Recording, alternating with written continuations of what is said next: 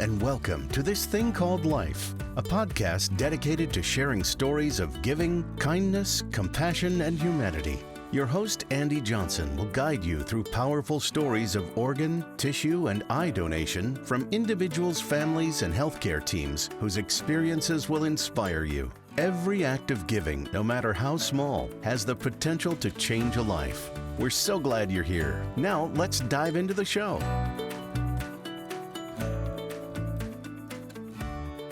Welcome to This Thing Called Life. I'm your host, Andy Johnson, and I'm so glad that you could join us. So for those that are listening, let me tell you where we are. We are at Great American Ballpark in Cincinnati, Ohio, and we have this beautiful backdrop of the Reds Stadium.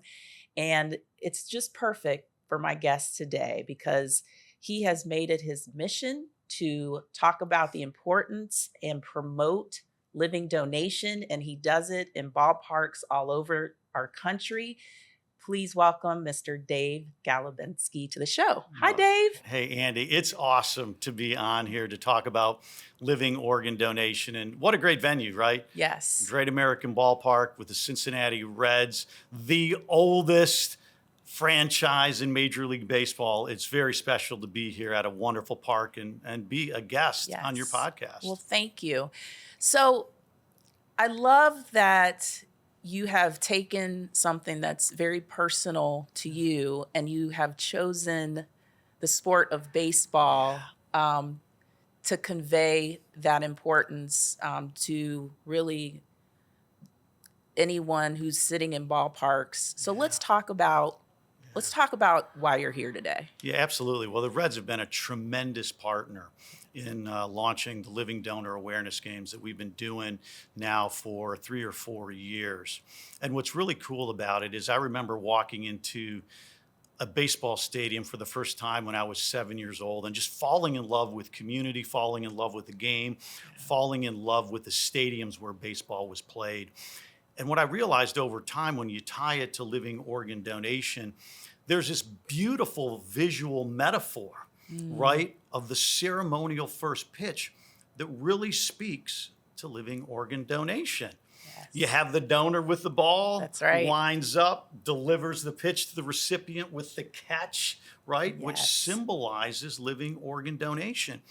And not only does it symbolize organ donation, what message does it send to those watching it? Yes. Active lifestyles of both the donor and the recipient.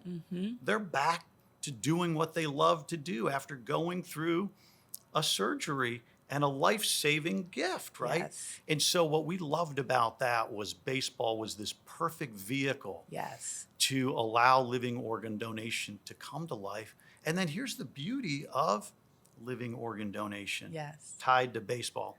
Another great metaphor, the ultimate double play. I love that. Right? Where the donor Yes. saves the life of one individual and frees up either a kidney or a liver for someone on the transplant list coming from the deceased organ donor registry. Right. How beautiful is that? Right. The ultimate double play. I love that. So you received that gift, which is really, I think, led to you really living on purpose. Like this is like your purpose, right? Absolutely. So let's talk about your journey with transplant. Yeah. So I was diagnosed in October of 2013 with a rare autoimmune disease called primary sclerosing cholangitis. It's a mouthful, PSC. And my disease progressed over a period of about 6 years. With PSC, you don't know how long it will take to move to end-stage liver disease. Could be weeks, months, years, decades. Mine took about 6 years from diagnosis to going on the transplant list on February 14th of 2019. Wow. And at that point, had a couple decisions to make. Do you live with abundance or scarcity? My wife, Lynn, and I chose to live with abundance. And having a liver disease allows you an option to not only wait for the availability of a deceased organ, but pursue a path of living organ donation. And the one thing I often tell folks about is just as a recipient embracing that power of vulnerability. Mm, Because oftentimes we as recipients, or just we as humans, sure. have this thought in our head of, are we worthy Mm, to have someone step forward and save our lives right. and be vulnerable to make the ask? Hmm. And I was lucky to have a great life partner in my wife, Lynn, who stepped forward in that role and began to ask others about would they consider stepping forward to become a living donor. She was And your champion. oh my gosh, champion, caregiver, Hmm. soulmate that said, we're going to get through this. Oh, wow. And I never underestimate that, right? Hmm. I am here because I was lucky to be surrounded by family, Hmm. particularly my wife and our daughter, Sarah. And then my brother-in-law stepping forward, answering the call Mm, when we became vulnerable to say, you know what, I'm going to go through that process. hmm. And it took about 7 months for him to go through the process. And I'll never forget the day Wow. when he called us up. We live about 5 minutes from them. He called us up, and after church choir practice, we stepped into the living room, and he and his wife, Karen, were sitting there, and they said, hey, we got something to share with you. Hmm. And he said, I'm going to be your living donor. Wow. And you can imagine in those moments, Andy, right, where I overcome with emotion, absolutely. tears of joy, hugs. We set the date for November 25th, 2019, and 5+ years later, I'm sitting here with you Yes. because of his courageous gift. Oh my gosh. Talk to me about your faith and the Mhm. role that your faith played in this process. Because there had to, like, you are incredibly upbeat, very positive, Yeah, but I'd have to imagine that there were some days where it may not have felt 100%. right. 100%. I really leaned into my faith on Hmm. this journey. And I knew literally I was in God's hands. Yes. Whatever direction he was going to take it in, I was going to follow. And I knew Hmm. there'd be some challenges, that I Hmm. would get sick, hopefully have the chance to recover. And if I did, I made a promise that I was going to pay that gift of life forward. And Andy, I subscribe to a theory that I like to call realistic positivity. Mm. Realistic positivity. Sometimes people can be overly optimistic, but not confront the facts that are in front of them. So when I think about realistic positivity, it's being very clear on the situation you're facing. In my Hmm. case, the fact that I might not be here. I Hmm. might not be here for at that time, our daughter, when I was diagnosed, was 14 years old. Wow. I may not have been able to be here to see her graduate from college, to see her get married, et cetera, unless I got the great gift of life. So confronting those brutal facts, but then realizing when I got through the journey I was on, that was going to be a defining moment that I could lean into, and I'd be positive along the way.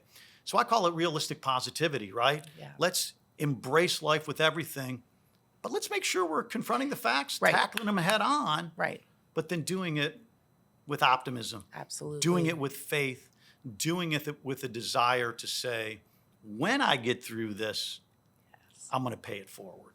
I love that. Realistic positivity. You got it. That's amazing. So the transplant, the surgery, how was that for your brother-in-law, Mark? Was that a Yeah. difficult process? Yeah, he leaned into his family as well, too. He was blessed that his older brother, Jack, happened to be a surgeon.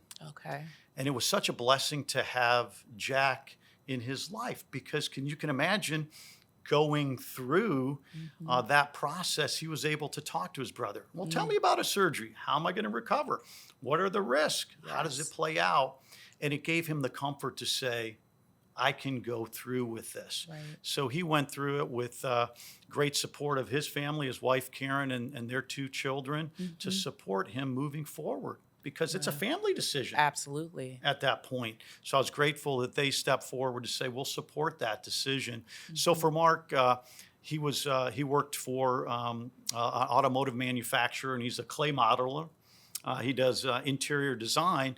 So he went through the surgery, took some additional time off because it was around the holidays, Right. and took up to 12 weeks off. Okay. Because he needed that time to recover because of the physical nature of his job on Sure. his feet, and he had the support of his employer to do that.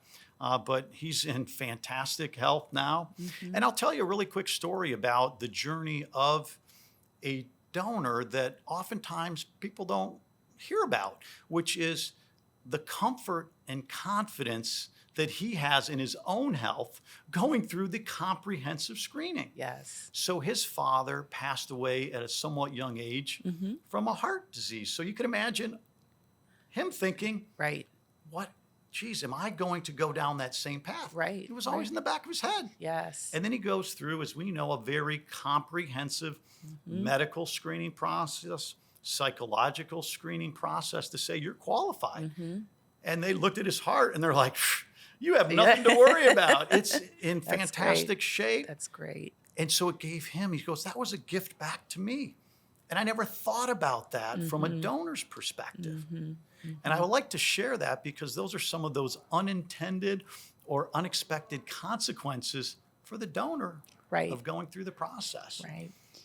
Oftentimes I hear from the donor that it was, the recipient obviously is, this was such a great For gift, sure. but then you will hear from the donor and say it was a blessing and a gift for them as well. Yes. And I love hearing that. Just, I don't know. It's amazing to understand their psyche. Yeah. Because I get a chance now to talk to lots of living donors. And it's amazing. They're just like, oh, of course, it's what I had to do. Right. The moment I heard of a need, I knew it was going to be me. Yes. And yes. it's just that internal spirit that is unleashed in them. They're like, I'm going to do it. And then they have that attitude of, wow, this is the gift I got back Right. because of it. Right.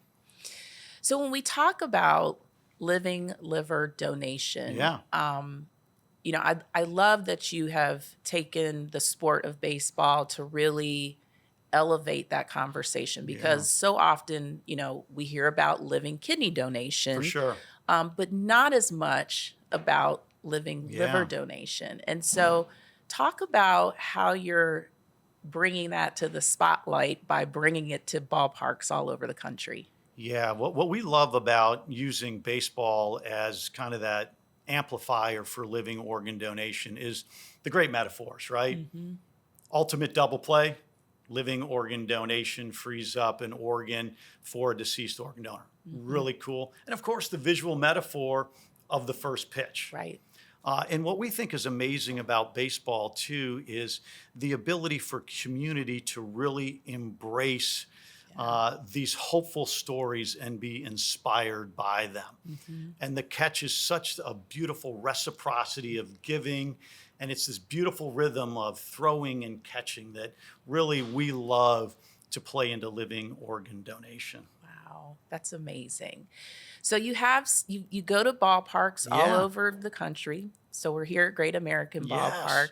But you also you're kind of taking it to the next level. We are. Can you talk a little bit about that? Hey, this is a big scoop, I Andy. know. Breaking news. It Breaking is news. breaking news on this podcast. No, we're really excited. It hasn't been announced yet nationally, but there'll be a new national day, second Saturday of May every year.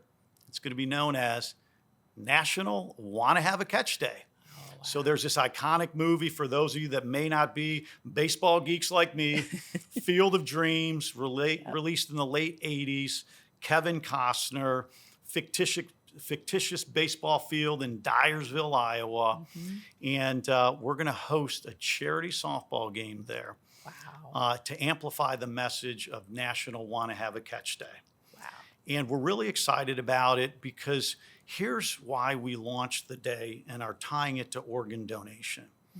So if you think about the catch, it's two people together expressing love to each other through the game of catch, but being active. And we know how critical it is to prevent end-stage liver disease and end-stage kidney disease. We got to address those underlying causes. Absolutely. And we know active lifestyle can prevent, in some cases, obesity, hypertension, high cholesterol, some of those driving factors, diabetes that can cause end-stage renal disease or end-stage liver disease. So go out, have a catch. Right. And then when we think about baseball, living organ donation, the donor to the recipient having a catch, a beautiful visual metaphor, right? Right. And then to do it from the site of the movie in Dyersville, Iowa. So what we envision is across every ballpark in America on the second Saturday, which also happens to be the day before Mother's Day every year. Oh, yes. And we love recognizing the power of a mother and a daughter, a mother and a son having a catch out there, just expressing an act of kindness to each other.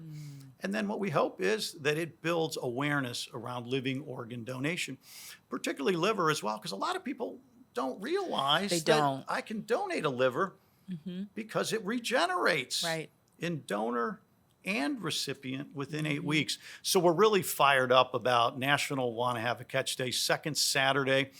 And I'll tell you, we were really fortunate. Kevin Costner played catch with an actor, Dwyer Brown. And Dwyer was kind enough to shoot us a really cool video for our launch of National Want to Have a Catch Day. Oh my gosh, that is so exciting. Yeah. You know, it's interesting as I'm listening to you talk, I just thought you are the third person that I know who received a liver transplant from a living donor. And it's interesting. I was communicating with a mom, Hillary, who donated a portion of her liver to her baby. And it was 10 years ago. Wow. And now her daughter wants to spread awareness and talk about the importance of donation and what this gift has meant to her. Wow.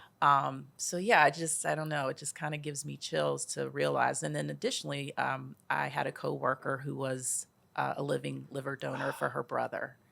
And Andy, that's spectacular, right? And it's those stories when we tell them over and over again that plants the seed in someone that says, I can do that for another. And it may not be in that moment that they step forward. But then when they hear the need, they have that call. And that's why we love these living donor awareness games, Andy, because what we're able to do is tell those stories, right? We'll do on-field ceremonies where we'll have living donor pairs, both kidney and liver. In some cases, we'll actually have the altruistic donor that has never met their recipient out on the field. We had one of those last year at another, I won't mention the name of the National League team because we don't want to, but another ballpark where we had an altruistic donor meet on the field with their recipient. And the spirit and energy just reverberated throughout the stadium because you could just feel the love that was there. And we know it inspired people to go take action. So we love telling those stories. And not only that, Andy, what we love is we know it takes medical professionals, lots of training, lots of people in the transplant centers to make the magic happen. So not only do we tell the stories of the living donors and the recipients, we honor those medical professionals. Absolutely. Because without them, none of this would be possible. This beauty of organ donation does not happen. But for those trained nurses, transplant coordinators, individuals that clean the surgery room, right? The transplant surgeons themselves. It takes a village to keep people like me alive, right? Yes. Yeah. And I don't take that for granted. So we honor them in these living donor awareness games. And we got a ton of them scheduled for this year.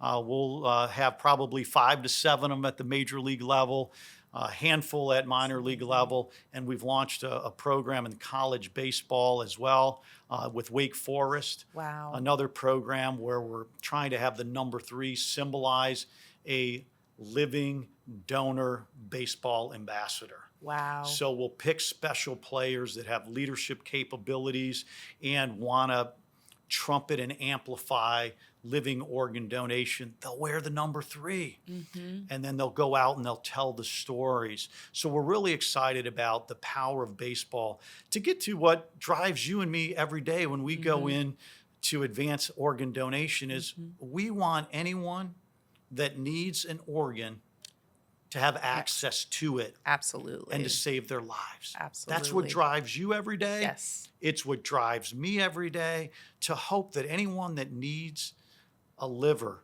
a kidney on living organ donation, or a heart, or a lung, or a pancreas, or an intestine has the ability to get access to that. Right.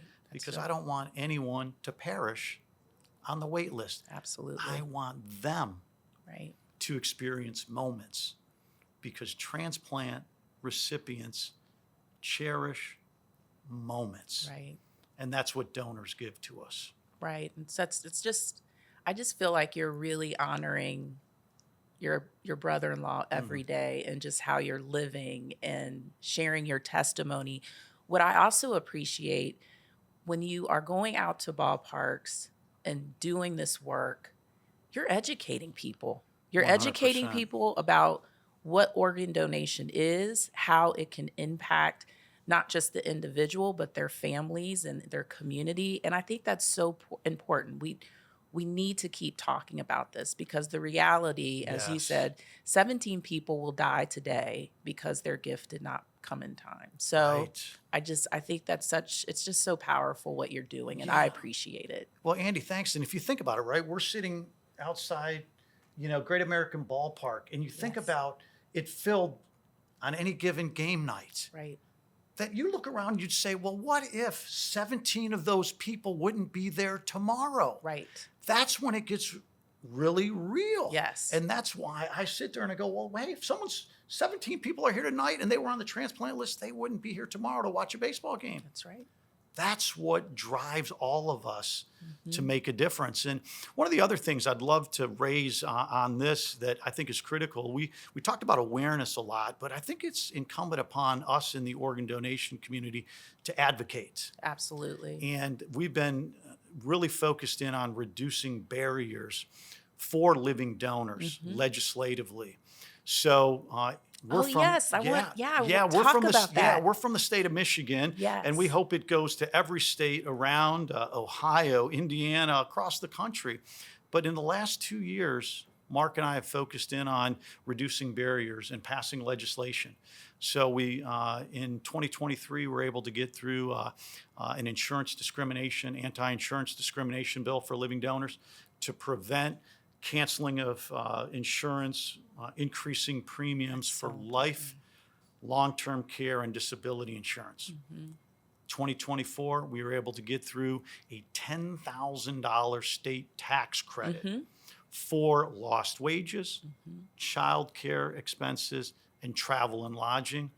And in 2025, we think we'll be able to get past a 12-week leave policy for employers to continue to pay living donors. Wow. And they get a state tax credit for every dollar that they spend paying the wages of the donor after their current policy leaves off. That is incredible. And we're real close to getting that done. And what we hope then is it spurs other states to continue on that journey. Yes. And it's what I tell anyone listening to this podcast: get out, talk to your legislators, make it be known. Other states are doing it.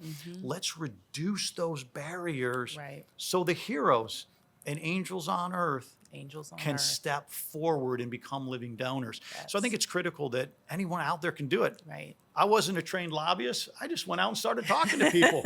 And You're lobbying for life. Right, exactly. I love that. Exactly.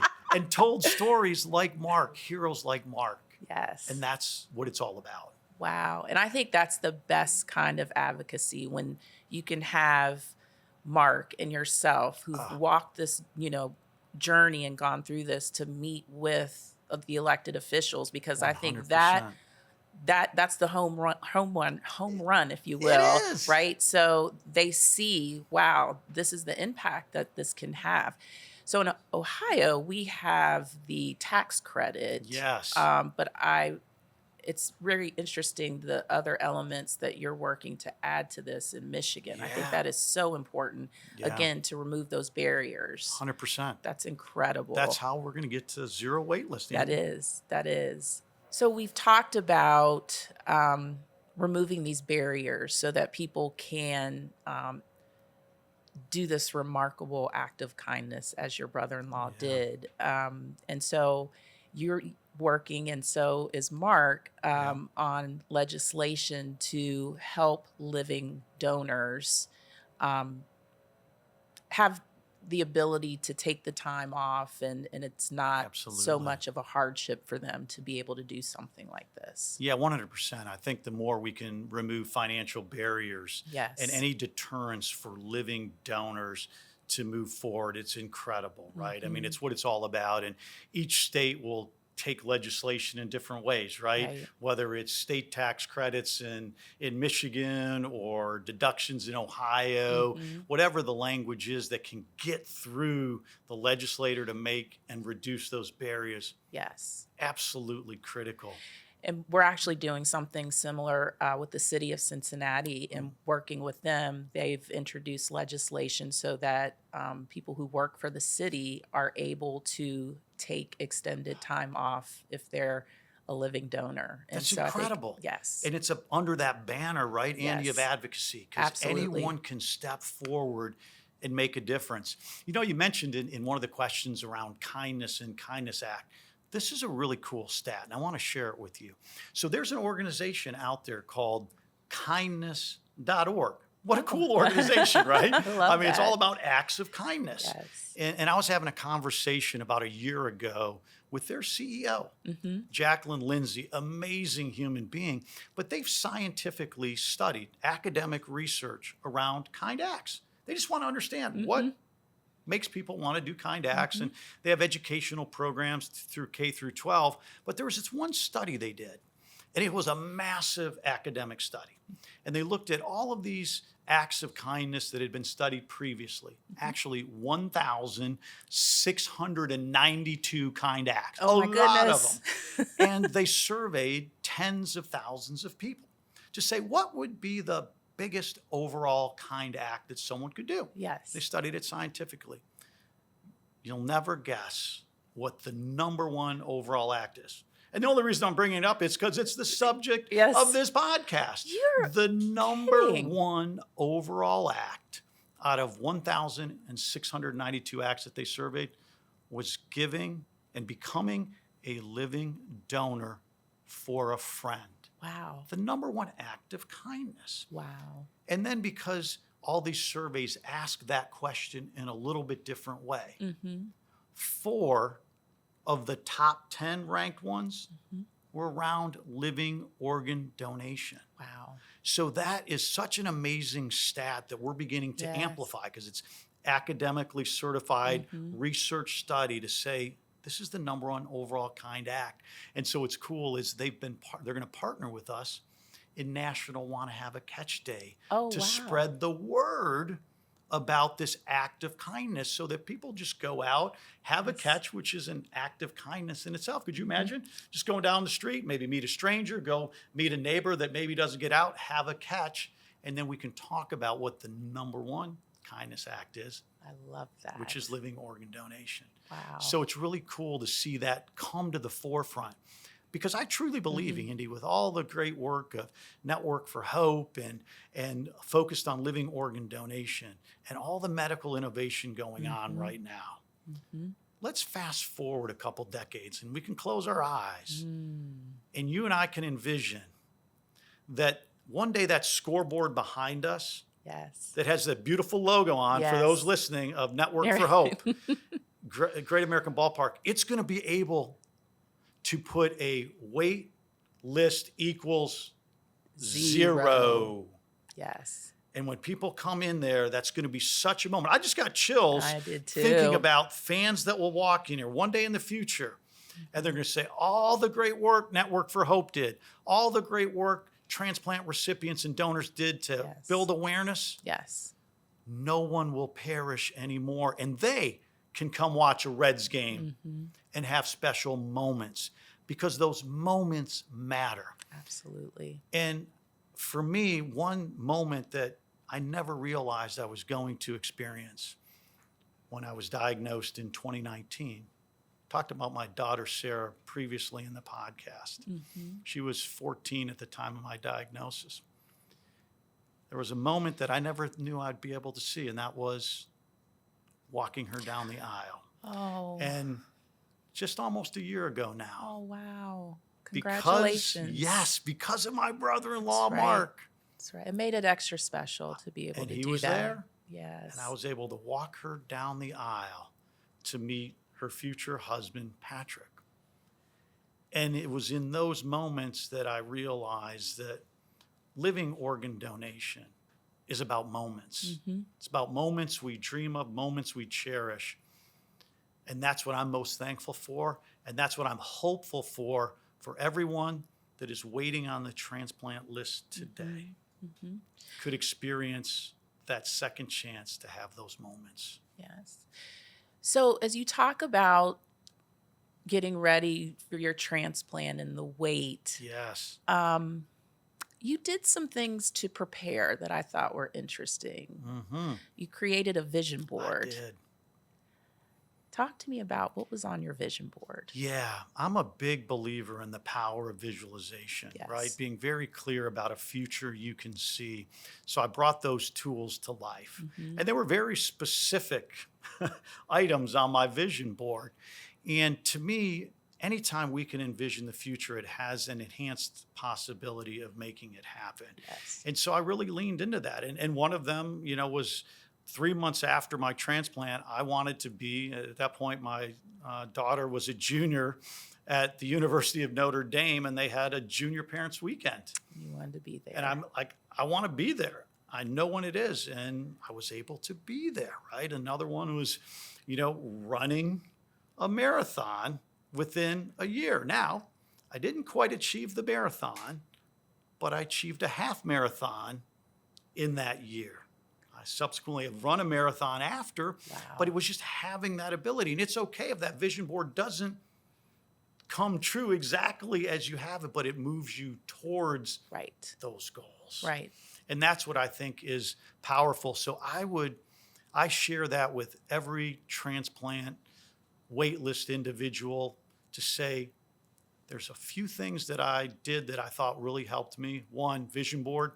2, I built a very powerful music playlist, because to me, music playlists take us back to those emotions when those songs are relevant.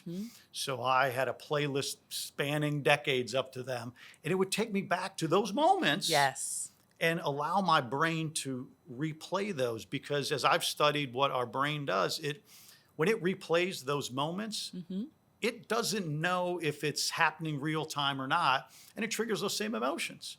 So for me, when I'm listening to a playlist about those moments, I'm reliving them and I'm refeeling them. And as we're going through transplant, waitlist, and then recovery, that's so powerful to have those emotions to pull back into your life. Right.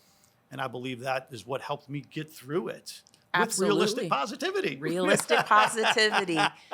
What was your favorite song on that playlist? Yeah. I know that's going to be a hard question. I do have one song that is a pop song, and that one is by One Republic called I Lived.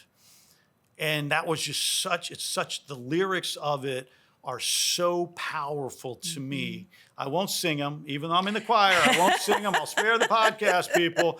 But you can bring it up on your favorite streaming. It's a powerful song about living life to the fullest. And to me, that was one that I would always ascribe to. Every breath I have, I want to live it to the fullest. And then the other one that's more of a Christian contemporary is one that's called Remind Me Who I Am. Okay. Right? And it's just all of this, like, hey, just God, remind me who I am so I can continue to live into that as I'm going through a journey that can be challenging. Right. And that I got to lean into my faith. And so those were 2 that I absolutely love. Now, here, I'm going to turn it back on you. Give me your favorite song, Andy. It doesn't have to be transplant related, but talk to me. We got to hear one of your fave songs that you just jam to when you're having a cup of coffee. What do you got for us? Oh, man. See, you got to turn it around, right? I mean, you're like, hey, Dave, I'm not having you back on. Let's see. I have to say, I'm a big Earth, Wind, and Fire fan. Do you remember that one? See, I knew I did Andy singing. September. Yeah, that's it. I love that song. I love it. Hey, one of us had to sing. I'm glad it was you, not me. Woo. Oh my goodness. This has just been amazing. I am so glad we had the opportunity to sit down Mm, and, um, my hope and my prayer is that, and I know it, you will have touched some people mm, today with your message and your positivity, your realistic positivity. yeah, Um, and hopefully empowered some people to take that step to learn about living donation. yeah. And so I appreciate everything that you do every day. I know this is your purpose. Mm, You light up when you talk about it. mm. And we need more Dave Galbenskis in this world. Well, hey, Andy, that means a lot to me. And here's what I always say. I had my surgery up in Detroit at a place called Henry Ford Health. So I'm going Yes. to say why I'm here. My last name of my brother-in-law is Dybus. So I'm going to give you our classic line from the Motor City. I know we're down here in Cincinnati, but I'll bring it down I-75, which is I'm Galbenski, powered by Dybus, but service and tuned up by Henry Ford Health, right? It's because that's what it's all about, from the Motor City down 75 here to Cincinnati. And I also want to give a shout out. I'm so happy to be here. Here's why. Cincinnati is near and dear to my heart, Andy.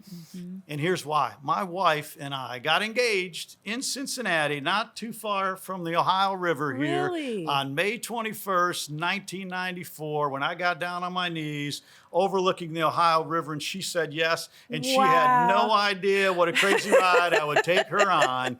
But that's why I love Cincinnati, and I want to really big shout out to Network for Hope Thank for you. being so supportive of our foundation. And hey, how about the Reds? What a Absolutely. community partner. So grateful for what they do for a Yes. great game of baseball and to amplify the message of organ donation. So it's been a real treat to be on this podcast with you.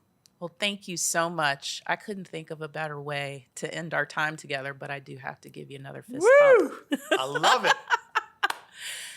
So, as we close today, I want to thank my guest again, Dave, for joining us. And I just want to remind everyone today, more than 100,000 people are waiting for that second chance at life. They are waiting for a life saving organ transplant.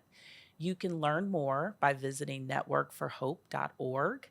And I just would just encourage people to learn about what organ donation is and what organ donation isn't. There's a lot of myths and misconceptions that we've got to push through to really get to the truth and how we can help our fellow human beings.